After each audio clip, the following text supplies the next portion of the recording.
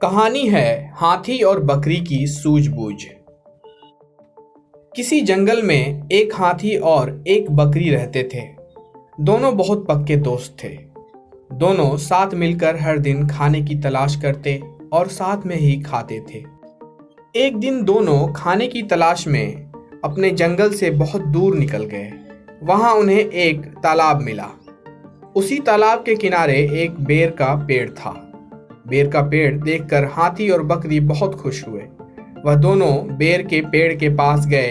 फिर हाथी ने अपनी सूंड से बेर के पेड़ को जोर से हिलाया और जमीन पर ढेर सारे पके हुए बेर गिरने लगे। बकरी जल्दी जल्दी गिरे हुए बेरों को इकट्ठा करने लगी। संयोगवश उसी बेर के पेड़ पर एक चिड़िया का घोंसला भी था, जिसमें चिड़िया का एक बच्चा सो रहा था और चिड़िया दाने की खोज में कहीं गई हुई थी। बेर का पेड़ जोर से हिलाने के कारण चिड़िया का बच्चा घोंसले से बाहर तालाब में गिर पड़ा और डूबने लगा। चिड़िया के बच्चे को डूबता हुआ देखकर उसे बचाने के लिए बकरी तालाब में कूद गई, लेकिन बकरी को तैरना नहीं आता था।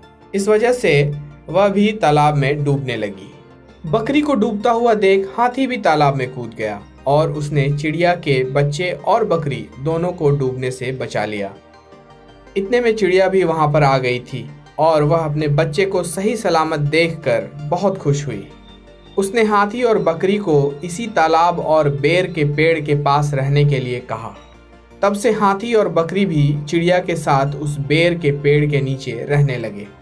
कुछ ही दिनों में चिड़िया का बच्चा बड़ा हो गया। चिड़िया अपने बच्चे के साथ जंगल में घूम कर आती थी और हाथी और बकरी को जंगल में किस पेड़ पर फल लगे हैं इसकी जानकारी देती थी।